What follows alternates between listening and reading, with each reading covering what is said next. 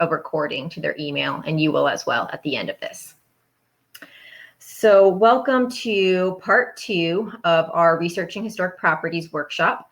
Part 1, which I believe most, if not all of you attended, was about documentation. So we covered things like doing research in archives and at courthouses, finding deeds, wills, things like that. And those are relevant to a lot of different types of properties and a lot of different types of research projects. Today, we're going to talk a little bit more in detail about the physical remains on properties. So the buildings, the structures, the landscapes. And because of that, today is going to be a lot of information, and I'm going to move through it kind of quickly, especially in certain instances, because the information won't be relevant to every situation.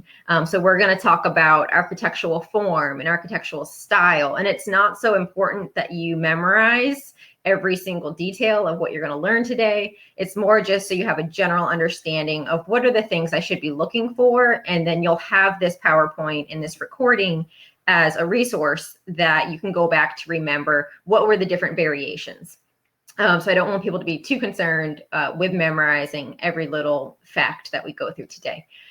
Feel free to ask questions in the chat box. If I miss any questions while we're going, I will also have an opportunity at the end. So please repeat questions if I don't see them during the presentation. And I apologize, I should have done this earlier. My name is Carleen Kowalczyk. I am the Executive Director of the Historical Society, and I did part 1 of Researching Historic Properties on documentation, and we're about to dive into part 2 on structures. So what is a primary source? Most of the time, I would say when we think of primary sources, we think of records. We think of documents, diaries, wills, things like that. A primary source is any source of information that was made during the time that we're studying. So actually buildings and structures and landscapes and things that aren't textual are primary sources. And sometimes they're the only primary source that we might have. We might not have any photographs or documentations for a property. And then you really need to look at what is there. What can that tell us about the history of this property? So I recommended this in my previous workshop, and so I'm not going to go into the history of the area. If you want to see that, you can refer to part 1, which is available on YouTube. But if you're researching, especially if there isn't a lot of documentation, you want to get to know your area because you want to know, what should I expect to see? What should I expect to find? And so when we're talking about, I'll just talk about Central Virginia in general. What sort of expectation do we have of the types of buildings and structures that we would find in this area? And typically for Central Virginia, that is going to be primarily buildings that are related to domestic and agricultural life. Most 18th and 19th century Virginians lived in rural areas. They lived on farms. They might have lived close to a little town or a village or a hamlet. They might have lived quite a distance to a town or a village or a hamlet. And then Louisa County, they continue to be, and do to this day, continue to be majority rural. So we're mostly looking at farms and rural landscapes and structures.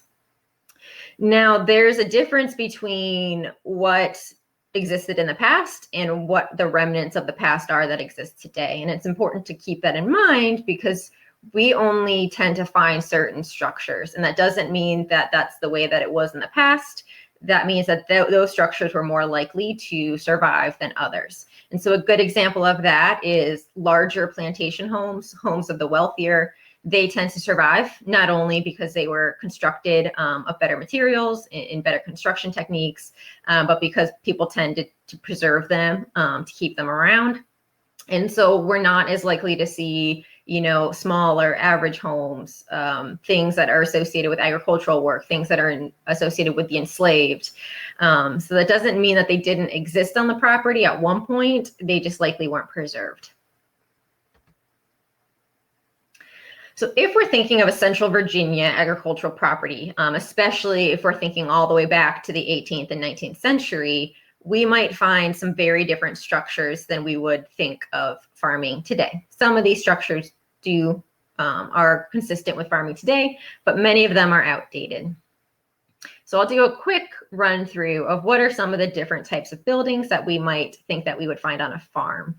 I will say that if we're talking about the 18th century, they did a study of the Virginia Gazette, which was a newspaper, and the most frequently mentioned outbuildings, so besides the main house, were kitchens, followed by dairies, smokehouses, slave quarters, and then barns and tobacco houses. So if we're talking about likelihood, you're likely to find those structures on a property than some of the others. So if we're talking about where enslaved people lived, most slave quarters have not survived. And if they did survive, it's most likely that they were the more permanent type of quarters that were located by the landowner's house.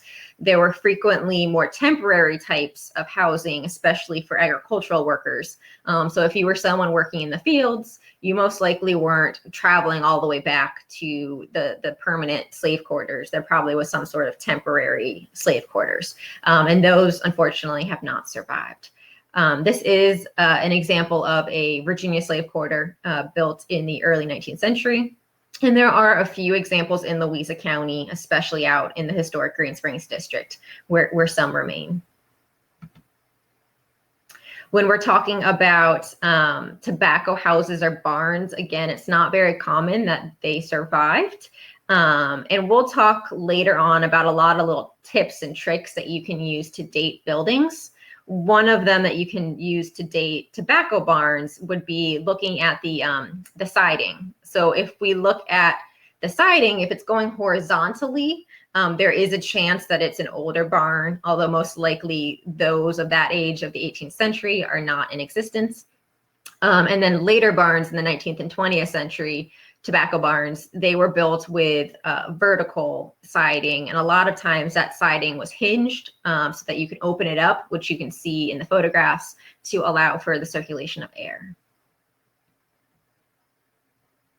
A corn crib is something that most people that grew up in rural areas are familiar with. There's another trick with corn cribs that sometimes they had the offset horizontal framing, like this photo from Louisa County, from Brackett's Farm.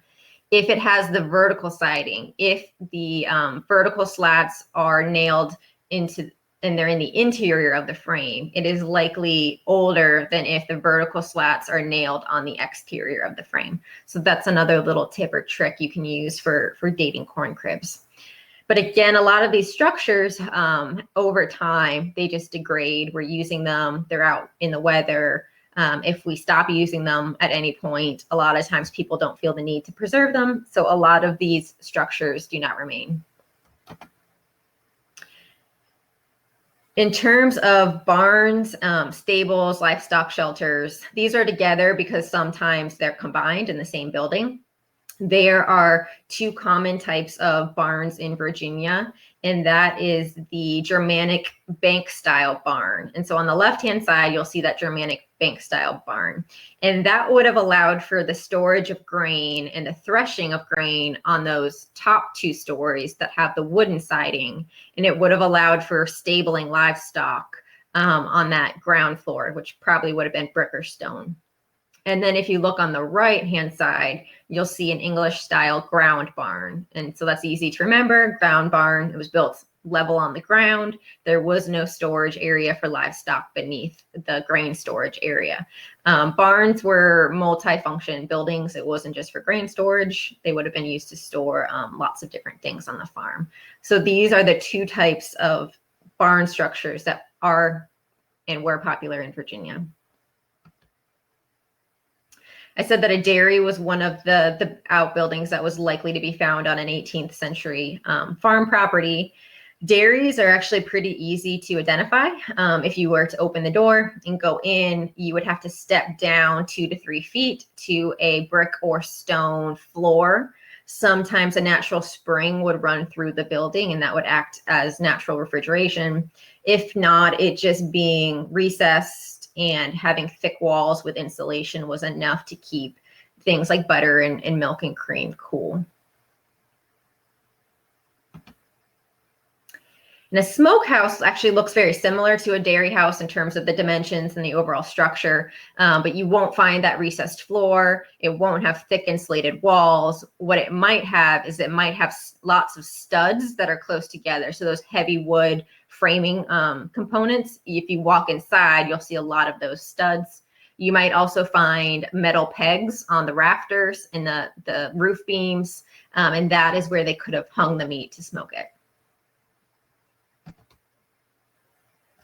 An ice house is a very unique type of structure you might find on a rural property, and it was fairly rare for somebody to have an ice house. They had to be fairly wealthy to have one.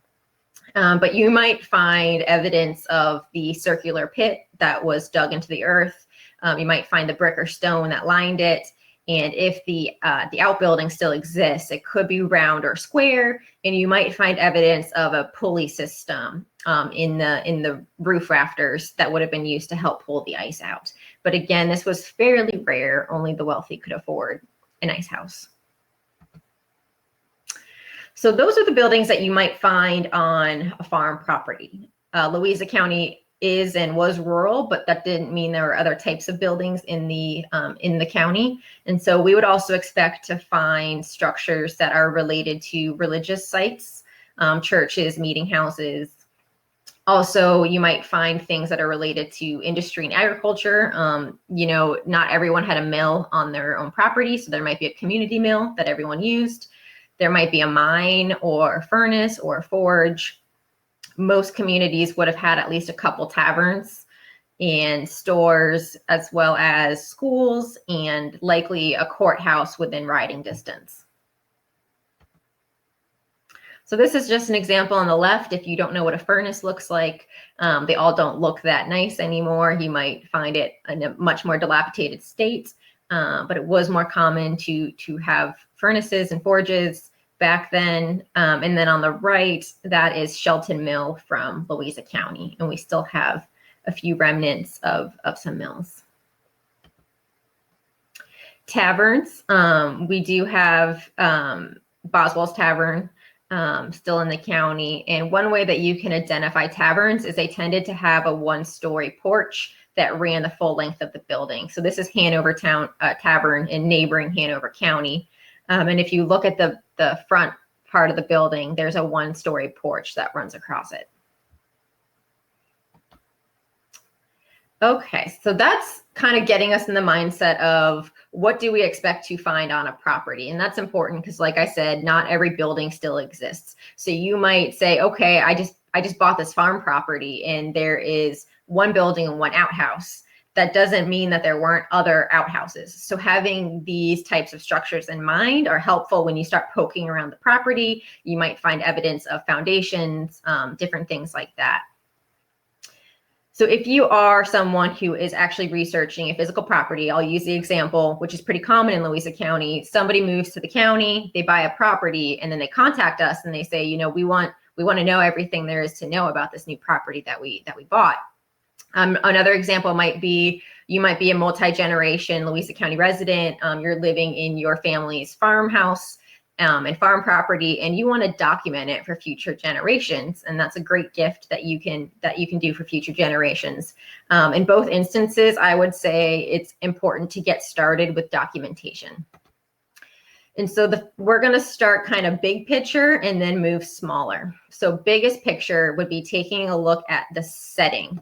And this is just an example that I'm going to use as we talk about a setting. So a setting has both man-made and natural components to it.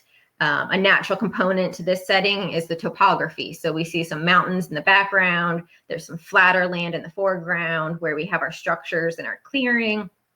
And then, of course, we see lots of man-made or what we might call cultural components of a landscape.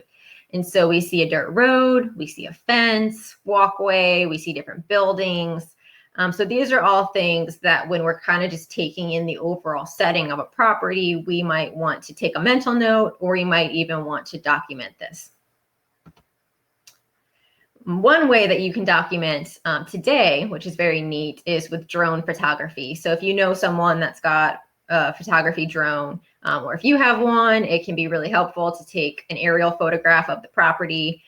If not, you can kind of just do an eagle eye overview sketch without actually being up there. And so you can just kind of draw your property and then draw arrows to different things. So town is this way and it's 10 miles this way. The Baptist church is this way and it's 5 miles that way. So really it's trying to just document in this moment in time, what is the setting like for this property? And that's helpful because once you start to uncover documentation, other records, you can have a comparison of what was that property like in the past versus what is that property like now. And once you've made that documentation, 50 years from now, if somebody's studying that property, they could map out change even better. And then you want to get a little bit closer in and you want to start to document the individual buildings and structures. So you don't have to be an artist. They don't have to look as fancy as these examples here. But the two different things you might want to sketch out are a site plan, which is shown on the top image, and that is just an overview of the different rooms in a building or a structure, and an elevation, which is you sort of standing looking at the building, and you might want to draw the elevation from multiple sides of the building. Again, if you can measure distances, that's great. If not, you can estimate it. And then I have a note here about architectural style. So architectural style, I am going to touch on it in a moment, but I'm going to touch on it very briefly. The majority of buildings were not built to match a high style. They were not built by an architect. So if you happen to be researching one of those properties, you will want to dive a little bit more into architectural style. But if you're researching just a general farmhouse, you won't need to spend that much time on that. When you get to the interior, you want to continue to sort of sketch out rooms, include measurements, and this is kind of where it starts to get fun. You want to poke around, look in the attic, look in closets. Can you kind of peek under siding? And you want to make any notes of anything you find. Do you find old wiring? Do you find old wallpaper, old trim? Sometimes up in attics, you might find old roof shingles. So just documenting anything that you find as you're going through your property.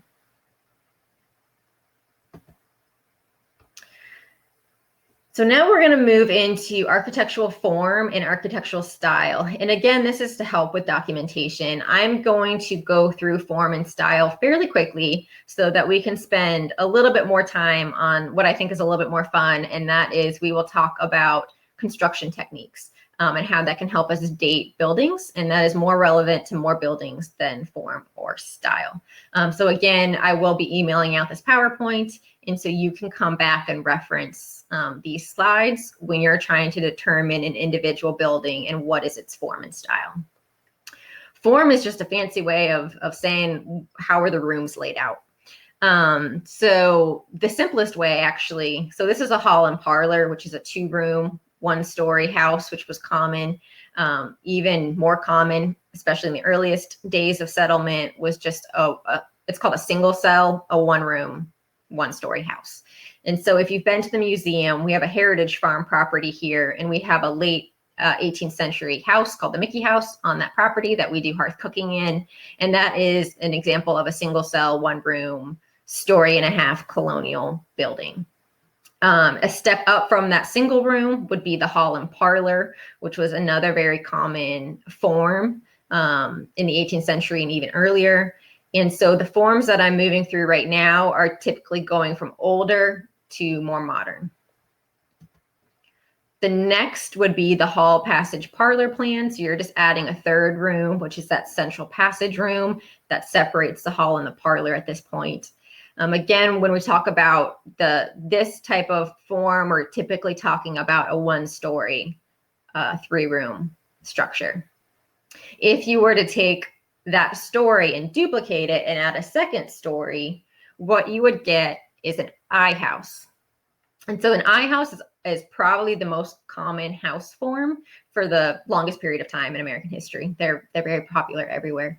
And so an I house is not going to tell you a whole lot about where you are in America.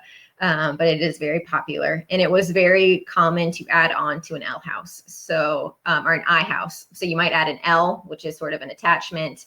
You might add just a single story shed attachment. So it's important to remember that people add on to buildings over time. So the house might have started as a one-room house, and then they added on to it and added on to it and added on to it. If you get slightly larger and a little bit later in time, you get the American four square, which again is very popular in a lot of the country. So it's not really exclusive to one region. The Sargent Museum, where our historical society is headquartered in downtown Louisa, is an example of an American four square. It's roughly 4 square rooms downstairs and upstairs. So it's a 2.5 story larger structure.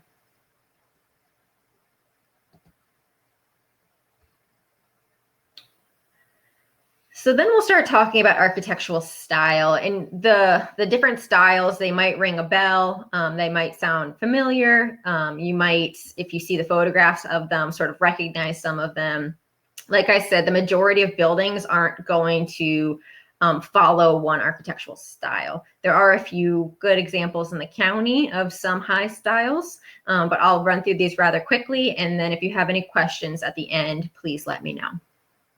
So again, moving from older styles to newer styles, one of the oldest when we're talking about colonists and colonialization is the Georgian style. And that is similar to what came next, which is the federal style. And then one of the next ones is Classical Revival, which is very famous for the Central Virginia region in particular, partially due to Thomas Jefferson. Greek Revival, Gothic Revival, which there are examples of in Central Virginia. There are a few examples of Italianate, and this example is actually Louisa County. This is Grassdale, where we held our ice cream social last year. Romanesque Revival, Richardsonian, and Second Empire are not as common in this area, and that's partially due to the fact that they are a more urban style, and there's not a lot of urban areas in Central Virginia. We do have some Queen Anne's, some Colonial Revivals, and some Craftsman. Craftsman, again, are a little bit more of a suburban town type of style, but you do see them in Central Virginia. And so those are, I know it was a quick run through. If you are looking at a house and you kind of notice some of these high styles, that's when you'd want to go back and sort of line up which architectural style is it adhering to, and what clue can that give me about when it was built? Because these styles were popular at different times.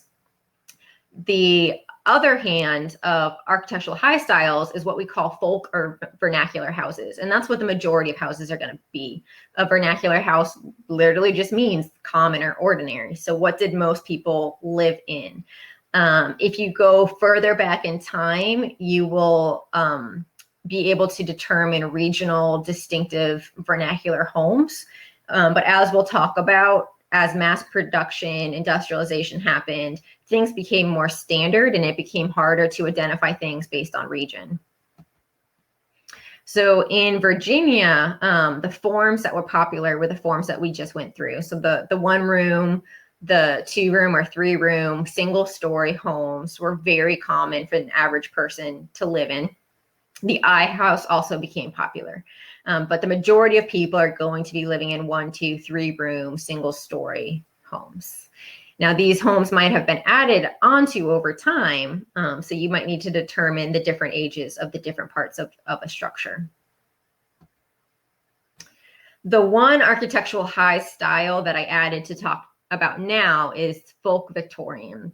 So folk Victorian is considered, it's in the architectural style guidebooks, but it is probably the most vernacular of the high styles. So if you had enough money that you wanted to embellish your hall passage parlor house, your I house, that was something that more people had within their means. So they might add some decorative brackets to the porches. They might have a slightly fancier roof. or some dormers. And so you might add some elements of Victorian architecture to a more vernacular house. So that is not uncommon to see, even in rural areas. And as we get into 20th century homes, there are more diversities in styles, and it also becomes more uniform in a larger regional area. So it becomes a little bit harder to determine unique characteristics based on 20th century homes. And also they get a little bit more complicated. They've got more building systems, more things going on inside. So I'm going to spend the rest of the time focused on the detective work part of this workshop, which is if we're looking at buildings, what can individual features, what can building materials, what can construction techniques maybe tell us about the building if we don't have any documentation. I'll start with construction techniques, different ways of building buildings, and what that might tell us about the age of the building, and then move into specific components of buildings. So two of the oldest construction techniques, again, for sort of colonial type of architecture moving forward, was log construction and heavy timber, which is also called post and beam.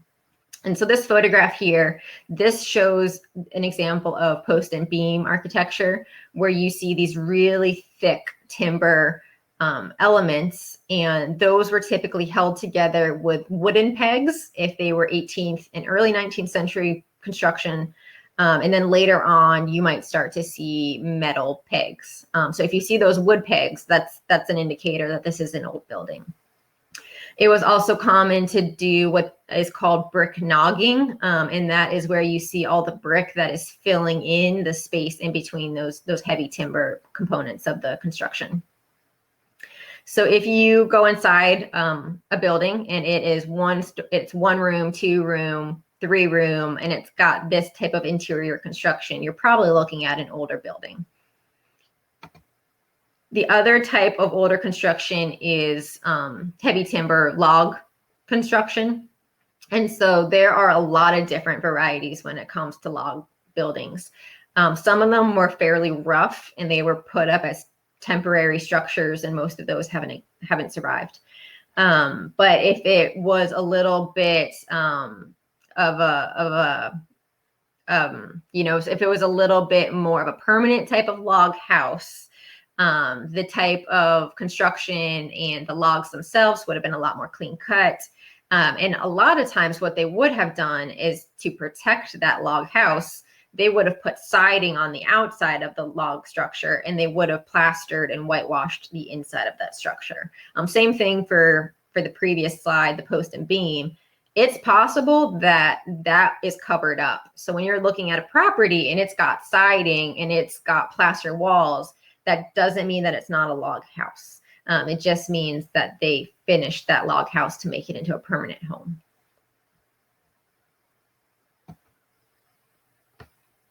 The construction technique that we still use today is called balloon framing. It became popular in the mid-19th century. The mid-19th century is sort of this point where we start to have mass production, industrialization, building construction starts to change. And so we start to see lighter framing members. And so if you see balloon framing, you know that at the very earliest, you're looking at 1830, but most likely you're looking a little bit later. And I will say that if you're looking in rural areas, typically you're going to aim for the later date when it comes to new building construction technologies.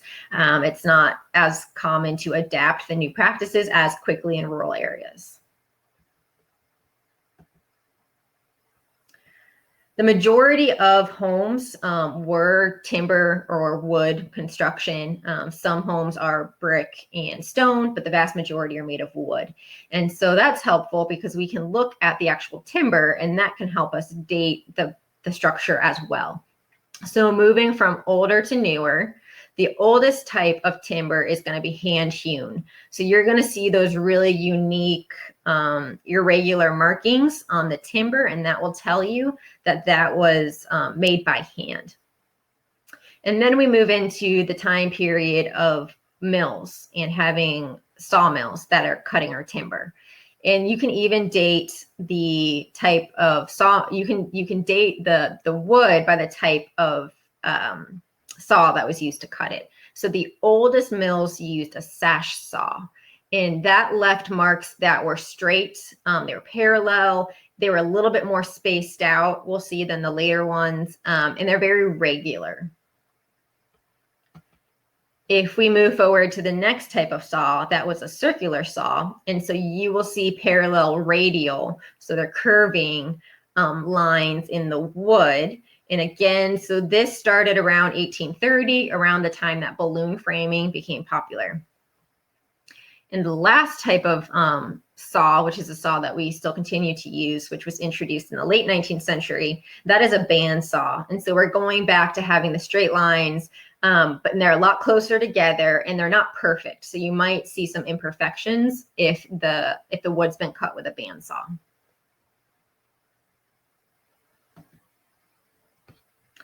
Another fairly easy factor for determining age is windows, if they are the original windows. And I will say it's fairly rare for old buildings to have their original windows. They are a component of buildings that tend to fail quicker than other components. So the smaller the window pane, typically the older the home. And we'll go over glass in a minute and talk about why that is. But the smaller the window panes, or the more window panes there are per window, typically, the older the building. So if you're looking at this image here on this slide, the windows on the left compared to the windows on the right, we would compare the windows on the left are older. That would be our best guess. Now you can also look at muntins, which is just a fancy word for the wood that goes in between the window panes. And based on the profile, so if you were to cut one of those pieces in half and turn it and look at it, the profile might tell you something about the age. And so the image on the screen now, if you're moving from the left to the right, you're moving from the early 18th century to the late 19th century. And again, all of these rules are not hard and fast. So a lot of it comes down to what resources did the person have, how much money did they have to spend, what were their tastes, what styles did they prefer, were they reusing components from older buildings, or did they want it to look like an older building but it was made more recently. So these are all things that just give us clues but don't tell us definitively. And talking about glass, so the oldest glass panes, those were made by a hand-blown technique, and that is what the images on this screen are. And so you'll see as they made the glass, they would make this circular, almost wheel of glass. And then if you look in the center, they would cut it into the individual panes. And because of the way that they made this glass, it was not uniform in thickness. So it would sort of go from skinny to thick based on where it was on that wheel. You might also find the piece of glass that has what they call the bullseye or the crown mark, and that's where it was attached to that rod. So you might find that unique little imperfection in the glass, and that tells you how that type of glass was made. The next type of glass, which became popular in the 19th century, it was invented in the early 19th century. But again, just because something was invented did not mean it was available in all areas. And that is the cylinder process for blowing glass. So you would blow the glass into a cylinder, and then while it was still kind of warm and malleable, you would cut off the ends and you would slice it down the center, and it would unfold and open up. And so this made a much more uniform type of glass. It did still have air bubbles and variations, and it's not as perfect as modern glass.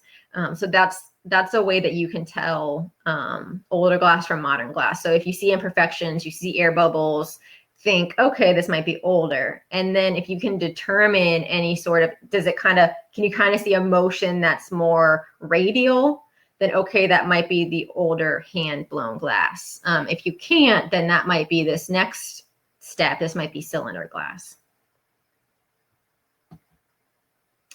And then the last type of glass is the machine-made glass that we're used to today, and that was developed in the mid-19th century.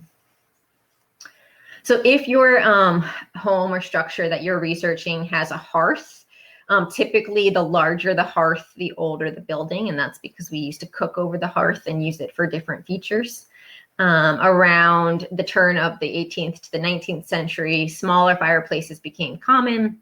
And then as we get to the mid-19th century and later, a lot of times you don't even see a hearth. A lot of times you might just see a flue that would connect to a wood stove heating system. Another element that's frequently used to date building are nails. And so I'll actually go to the next screen just because they, I think the actual images are a little bit more useful. But if you happen to see a nail or you're working on a building and there's a component that you're removing, you can save those nails. And you can compare them to, they've got lots of different images online, but it will help you date it. And the way that they date it is based on, is it completely handmade? Is it partially handmade? Or is it completely mass produced, like the wire nails that we use today? And I will tell you from personal experience that driving one of the older nails is much harder than driving one of the more modern nails. You can also look at other elements like metal. In the 19th century, it became more popular to use metal, and you might see that more in commercial buildings. So I know sometimes restaurants have the old metal tile ceilings. You might see some different elements in homes as well. Brick is another way to date a building, and of course you have to have brick on your building in order to use this as a dating technique. But early bricks, so probably up to the Civil War, they were typically fired on site. So you see a lot more inconsistency and irregularity in terms of the color of the bricks. You might actually see fingerprints in the bricks because people are actually pressing them into molds. As we get through time, you start to see more regular and uniform bricks, and that's because of changes in the way of brick production. And if you look in between the bricks, if you look at the mortar, if you find actual mortar, which is soft, and that is just lime and sand, and it gets washed away over time. So one of the clues for that is sort of, is it weathered? Is some of it missing? And is it soft? That is more likely an older construction than cement that we tend to use today. So in this photograph, it's got a combination of mortar and then it's got some cement over it. I will warn you all that that is not a proper way of restoring a building. You do not want to put cement over mortar. But this is just a good photograph that shows you the two differences between the mortar and the cement. And lastly, you can date the brick pattern, or they might call it a bond. You might have heard of a Flemish bond, which was popular in the earliest colonial buildings. And that's just where it rotates between the header and the stretcher. So the small and the long end of the brick back and forth. But again, that kind of is more with architectural high style and is not as helpful with dating a typical farm building. Plumbing, what can plumbing tell us about a building? Plumbing was not available until the late 19th century. I will say that it's not common in 20th century rural areas for people to get plumbing until the 50s, 60s, and even 70s. So this is a perfect example of where location matters, and it can get complicated to date things because people got plumbing at different time periods. People used bandsaws in different time periods, depending on where they were. Lighting systems, so this would be an interesting sort of urban versus rural as well. Gas lighting was introduced in the mid-19th century, but that was in urban areas. So you're probably not going to see gas lighting in Central Virginia as much. You will see electricity in the 20th century. And if you see the knob and tube wiring in a home or evidence of previous wiring that was knob and tube, that's an indicator that it is an older 20th century building. We talked a little bit about wood stoves. It became common in the 19th century to use wood stoves and then coal stoves. They do have gas stoves and electric stoves as well, but we think of those more as for cooking than for heating, and those were not introduced into the 20th century. Sometimes you might find the flue cap. So it might be that a home was heated by wood stoves in the past, and at some point when they were redoing the building, they removed the wood stoves, they capped the old flue, and now you might have central heating. So it's one of those things that you can look for to think about, how did people live in this building in the past. And this is an example of a wood stove from the 19th century.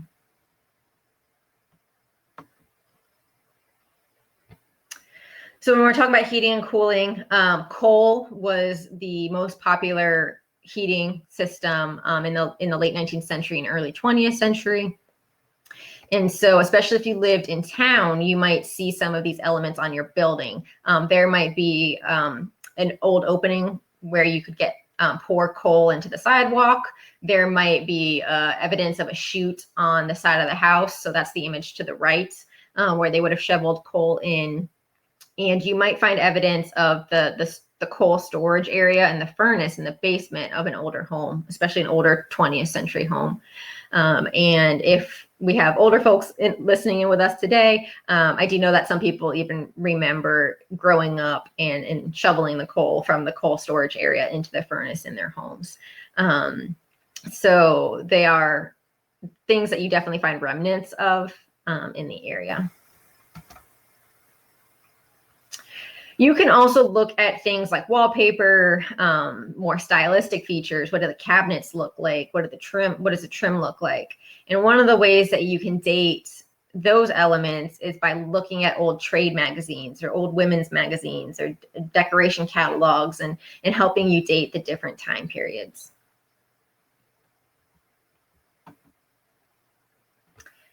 And so this won't be typical for most people that are researching a historic property, but if you are doing a full-blown restoration of a property, you might want to look into some of these techniques.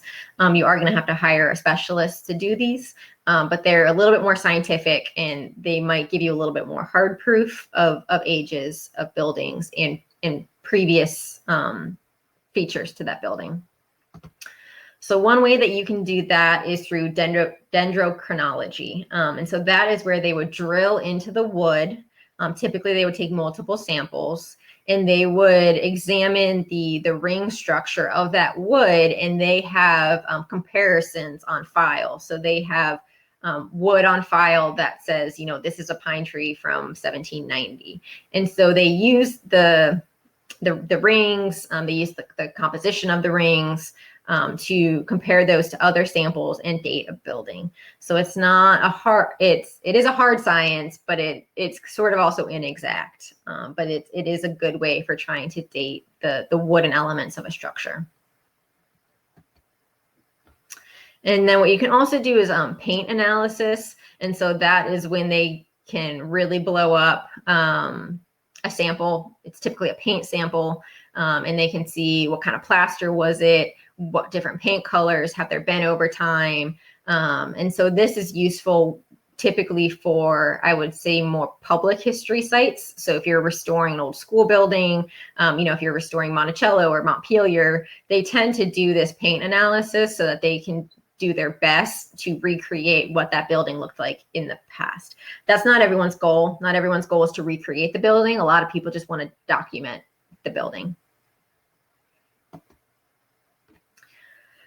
So I would think it's important to stress that sources are not infallible. And I said this both in the documentation workshop, and I will say that as well in this structures workshop. So actual written documentation sometimes are wrong. People are hungry and they didn't eat lunch. And when they were recording something down in the courthouse, they might have made an error or they might have misheard someone. The same thing is true for when you're trying to date buildings and learn about their past by examining structures. You might find contradictory information. And so a good example of that is, we like old things, especially people that are attending this workshop. You probably like the neat character that older building elements bring to your life. So you might find some old doors. You might find some old siding. You might even reuse some timber from an older property when you're building something. So information at first glance is not always accurate. And so you need to like really dig deep and question the information that you're finding. Unfortunately, some records and information just don't exist. This is common both when you're searching the documentation, but also when you're searching the property. You might find a record that says that there were slave quarters on the property, and you might just not be able to find the evidence of those structures. And this is all an inexact science, dating buildings by their stylistic and technical features. But I think it's a fun way of going about it. And if you don't have any documentation, it's really the only thing that you can do. So I'm going to close out by going over rather quickly, if you are interested in rehabilitation of a historic property. Some people might just be interested in researching. Some people might have already been researching and you're interested in restoring a property. I would direct you to go to the Virginia Department of Historic Resources. And they've got 3 different programs that might be helpful if you're a property owner that's looking in either rehabilitating or preserving a property for future generations. You might be eligible for tax credits. That is something to contact them for more information. You might even be eligible for rehabilitation grants. And lastly, if you want to preserve your property for future generations, there are programs with the Virginia Department of Historic Resources, but also with other historic preservation organizations that you can place an easement on your property. You still own your property, you still have the right to sell your property, but basically you're just protecting it in perpetuity for future generations that certain things can or cannot happen to that property. And so I know that we covered a lot of information. The primary purpose of this workshop is to introduce you to the different types of things that you can look at buildings, their form, their style, their construction techniques, the building systems. And so now you have a resource that you can go back and look at the particular details. I can't keep all this information in my head. If I'm looking at a window, I definitely need to go back and look at that photo of the Muntins to date it. So I don't think it's super critical to keep all this information in your head. I think it's important to get curious and start looking at the different elements and then going back to the resources to actually kind of try to figure things out and puzzle together the history of your property. So I'd like to thank you all for participating in the workshop today. Please feel free to ask any questions. I'll keep the program going for a few minutes because I know sometimes it takes a couple minutes to type out your questions.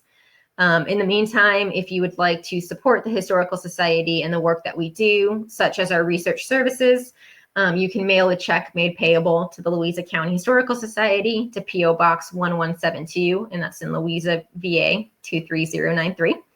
You can also visit our website, louisahistory.org, and make a donation through our website. There is a special spot on our support page that is specifically for our digitization project, which starting next year, we will be digitizing our archives to make more and more resources available online. So if that's a project you would like to support, you can go there. And you can also become a member if you aren't a member already and receive our newsletter and our magazine. Okay, so we have our first question, and that's asking about the first workshop. So the first workshop is available on YouTube. So if you visit YouTube and search for the Louisa County Historical Society, you will see our YouTube channel, and the first workshop is on there. We also have a research workshop on researching African-American history around the end of the Civil War and how do you break through that brick wall, and a few other little local history videos.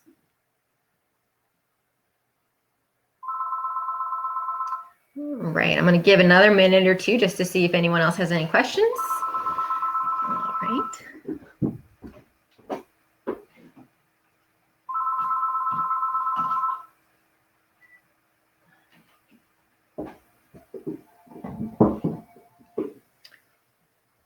All right, well, I don't think anyone else has any questions. If you think of something, or if you're actually at your property and you have some questions, feel free to reach out to me.